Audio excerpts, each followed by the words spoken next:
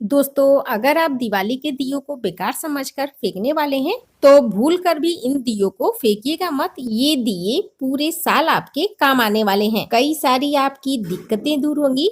मैं यहाँ पर 5 तरीके बताऊंगी इन दियों का इस्तेमाल करने का। तो वीडियो लास्ट तक देखिएगा। जरा भी यूजफुल लगे तो लाइक, शेयर, सब्सक्राइब जरूर कीजिएगा। यहाँ पर मैंने दिवाली के बचे हुए दिए लिए हैं। इनकी बत्तियों को हम अलग कर लेंगे और बत्तियों का भी इस्तेमाल करेंगे। तो इन बत्तियों को हम दिए से निकालकर एक अलग बर्तन में रख लेंगे। इन्हें फेंकेंगे नहीं और दियों को हम अलग रख लेंगे। इन दियों को आप गर्म पानी में सरफ डालकर धुल लीजिए और इनको पॉलिथीन में भरकर स्टोर कर लीजिए। साल भर ये दिए आपके बहुत काम आएंगे। और देखिए, बत्तियों को हमने अलग कर लिया है। अभी हम इनको साइड में रख देते हैं और ये जो तेल वाले दिए हैं ना, इनमें से 3 दिए अलग कर देंगे। यहाँ पर हम दियों को धुल नहीं रहे हैं क्योंकि इनका इस्तेमाल हम तुरंत करेंगे। तो चलिए, दियों का इस्तेमाल करने का पहला तरीका हम बताते हैं। आप 3 से 4 दिए ले लीजिए, इनको खलबट्टे में डालिए और इनको कूट लीजिए। इन्हें एकदम महीन नहीं करना है, थोड़ा सा दरदरा रखना है। आप चाहें तो इन्हें पेपर के ऊपर या पॉलिथीन बैग में रखकर भी क्रश कर सकते हैं। और देखिए, इनको हमें इस तरह से दरदरा पीसना है, बहुत ज़्यादा महीन नहीं करना है। अब ये मैंने लिया है बीम। बर्तन धुलते धुलते जब थोड़े बीम डब्बे में रह जाते हैं तो वो गल जाते हैं और बर्तन धुलते समय ये वेस्ट होते हैं। तो इसका इस्तेमाल हम इस तरीके से कर सकते हैं। गले हुए बीम में ये दिए का चूरा डालिए और इसे बीम में अच्छे से मिक्स कर लीजिए। मिलाने के बाद ये देखिए, ये बहुत ज़्यादा गीला नहीं है। अब इसका इस्तेमाल आप 2 तरीके से कर सकते हैं। सबसे पहले आप एक दिया लीजिए, इसमें ये बीम डालिए और इसे दबा दबा कर भर लीजिए ताकि ये जम जाए और ये निकले नहीं। ऊपर से चिकना कर लेंगे, ये देखिए, और इसे सूखने के लिए रख देंगे। सूखने के बाद देखिए, दिए के चूरे से ये ठोस हो गया है, अच्छे से जम गया है। अब ये निकलेगा नहीं। अब इसका इस्तेमाल आपको कैसे करना है। अधिकतर घरों में अभी भी लोहे का तवा है, इन्हें साफ करना बहुत मुश्किल लगता है। तो थोड़ा सा पानी इसके ऊपर डालिए और अब ये दिया लीजिए, इसे इस तरह से उल्टा करके थोड़ी देर रगड़ लीजिए। साबुन के साथ दिए का चूरा है तो इससे बहुत जल्दी लोहे का तवा साफ हो जाता है। अलग से मिट्टी या ईंट लेने की जरूरत नहीं पड़ती है क्योंकि दिए का किनारे का हिस्सा भी घिसता रहता है। और इस तरह से एक दिए का इस्तेमाल आप 10 से 15 दिनों तक कर सकते हैं। 1 से 2 मिनट घिसने के बाद ही आप देख सकते हैं तवा कितना साफ हो गया है। तो चलिए, हम इसे धुलकर दिखाते हैं। और ये देखिए, बिना मिट्टी बिना ईंट के ही तवा कितना क्लीन हो गया है। तवा रखने से पहले एक बार इसे कपड़े से पोंछ लीजिए और इसके ऊपर हल्का सा ऑयल लगाकर रखिए। इससे तवे के ऊपर जंग नहीं लगेगा और ये एकदम क्लीन रहेगा। ये तो हो गया तवे की बात। अब अगर आपको कुकर या कढ़ाई साफ करना हो तो आप इसे डब्बे में बनाकर रख लीजिए। और जब भी कुकर या कढ़ाई ज्यादा गंदी हो जाए, जैसे हम आलू उबालते हैं या सर्दी का मौसम है तो सिंघाड़े उबालते हैं, तो कुकर बहुत ज्यादा गंदा हो जाता है जो सिर्फ साबुन से साफ नहीं होता है। तो इसे थोड़ा सा स्क्रबर में लीजिए और इसे बर्तन क्लीन कर लीजिए। दूध का बर्तन हो या जली हुई कढ़ाई हो, इससे बहुत अच्छे से क्लीन हो जाता है। और 2 मिनट रगड़ने के बाद ही देखिए ये कुकर कितनी क्लीन हो गई है। इस तरह से मैं इसे बनाकर रख लेती हूँ। और जब कुकर, कढ़ाई या दूध का भगोना ज्यादा जल जाता है तो मैं इसे साफ करती हूँ।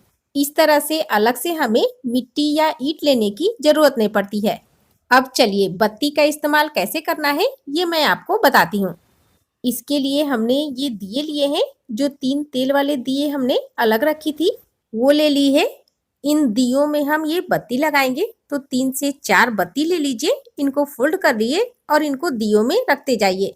इस तरह से दिया बनाकर तैयार कर लीजिए। अब 3 से 4 बादाम ले लीजिए, इनको क्रश कर लीजिए और क्रश करने के बाद इनको दिए के अंदर डाल दीजिए। और अब इसमें सरसों का तेल डालेंगे, चाहे तो आप घी ले सकते हैं। अब एक एक दिया ले लीजिए, इनको उल्टा करिए और इस तरह से दिए के ऊपर रखते जाइए। और अब इन दियों को जला लीजिए। और अब इन दियों को इस तरह से रखिए जिससे तीनों दियों का लौ एक तरफ रहे। और अब एक इस तरह का एक बड़ा दिया ले लीजिए बड़ा दिया ना हो तो एक बड़ा बाउल या प्लेट ले लीजिए, इसे इसके ऊपर इस तरह से उल्टा करके रख दीजिए और देखिए बत्ती ज्यादा लगाया है ना तो धुआं ज्यादा निकलता है और देखिए बहुत जल्दी इनमें काजल पड़ जाता है। इस तरह से आप दिए और बत्ती का इस्तेमाल करके ढेर सारा ऑर्गेनिक काजल बनाकर तैयार कर सकते हैं।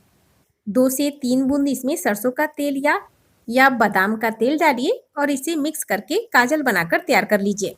ये काजल मार्केट वाले काजल से भी अच्छा होता है। अब दिए का इस्तेमाल करने का मैं चौथा तरीका बताती हूँ। तो इसके लिए एक तेजपत्ता लीजिए और 4 से 5 लौंग। लौंग को हमें क्रश कर लेना है और तेजपत्ते को काट लेना है और इनको एक तड़का पैन में डाल देना है। बढ़िया सी खुशबू के लिए मैं थोड़ी सी गुलाब की पत्तियां डाल रही हूँ और 1 चम्मच नीम के पत्ते का पाउडर। आपके पास सूखे नीम की पत्तियां हो वो ले लीजिए। और अब एक मोमबत्ती लीजिए। यहाँ पर आप दिवाली में जली हुई मोमबत्ती का टुकड़ा भी ले सकते हैं। इसे तड़का पैन में डालेंगे और इसे गरम कर लेंगे। अब दिया ले लीजिए, इसके अंदर इस तरह से बत्ती लगा लीजिए और अब इसके अंदर ये जो हमने मोम पिघला कर रखा था ना, इसे फटाफट से दिए के अंदर डाल देंगे। किनारे के तरफ से डालिएगा ताकि बत्ती ऊपर रहे और अब इनको जमने के लिए रख देते हैं। 5 मिनट बाद ये देखिए ये अच्छे से जम गए हैं। इस तरह से आप इनको बनाकर रख लीजिए। ये दिए आपके बहुत काम आने वाले हैं। शाम के टाइम आप इनको जलाकर रख दीजिए। आपके घर में एक भी मच्छर मक्खी नहीं लगेंगे। जलने के बाद बत्ती बुझा दीजिएगा तो इसमें से काफ़ी सारा धुआं निकलेगा जिससे घर के कोने कोने से मक्खी मच्छर भग जाएंगे और पूरे घर में एक बहुत अच्छी सी खुशबू फैल जाएगी। अब चलिए आपको मैं 5वां तरीका बताती हूँ जो सर्दी में आपके बहुत काम आने वाला है। जब हम साबुन का इस्तेमाल करते हैं तो इस्तेमाल करने के बाद छोटे छोटे साबुन के टुकड़े रह जाते हैं जो इधर उधर बिखरते हैं और वो बर्बाद होते हैं। तो इसके लिए आप क्या करिए, दिया लीजिए, इसके अंदर ये साबुन डालिए और इसे अच्छे से दबाकर भर लीजिए। सर्दी के टाइम अक्सर पैर की एड़ियाँ फट जाती हैं, उसके लिए ये बहुत काम की है। मेरे पैर की एड़ियाँ फटी तो नहीं है लेकिन मैं आपको दिखाती हूँ। फटी एड़ियों के ऊपर थोड़ा सा पानी डालिए और इसे इस तरह से रगड़ लीजिए। साबुन लगाने के बाद दिए के बैक साइड से थोड़ी देर रगड़िए।